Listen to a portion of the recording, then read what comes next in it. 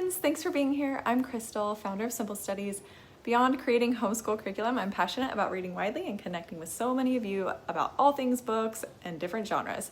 Today, I'm sharing my thoughts on The Fool and the Heretic by Todd Charles Wood and Daryl Falk. This is a fantastic Christian book, and I think you'll want to hear all about it. Let's dive in.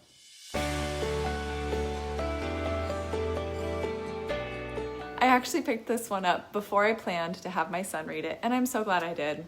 What struck me immediately was the mature, respectful, back and forth conversations between these two men.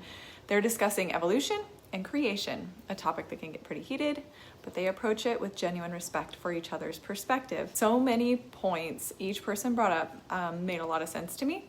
I could see how each guy held his perspective and viewpoints so thoughtfully, and here's what I appreciated most. Both of these men are disciples of Jesus. That foundation meant I could enjoy this read without feeling like I needed to pick a side or bring my own bias to the table. They're both seeking truth, and to me, that's what really matters. A lot of the conversation boils down to whether one believes in the Bible literally or reads it with a metaphorical lens. I know where I stand on the issue, but I can absolutely see why others question the other side. And that's the beauty of this book. It doesn't shut down the conversation. Instead, it opens it up. In the end, mystery isn't a bad thing. It drives us to find truth in God's word and continue learning about his creation, because ultimately it will all be revealed.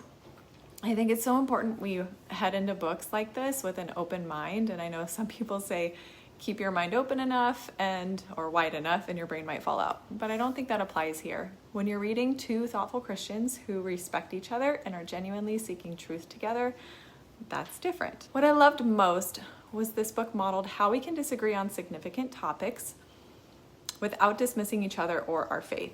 I also don't believe our salvation rests on whose side we are on for this specific topic.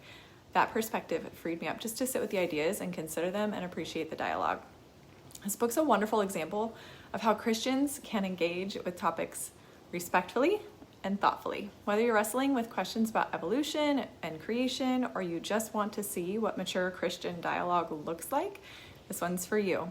I'm giving The Fool and the Heretic 5 stars. This is exactly the kind of book that deserves that rating. Have you heard of this book or read it? What did you think? I'd love to hear your thoughts in the comments below. Thanks so much for watching, and I'll see you next time.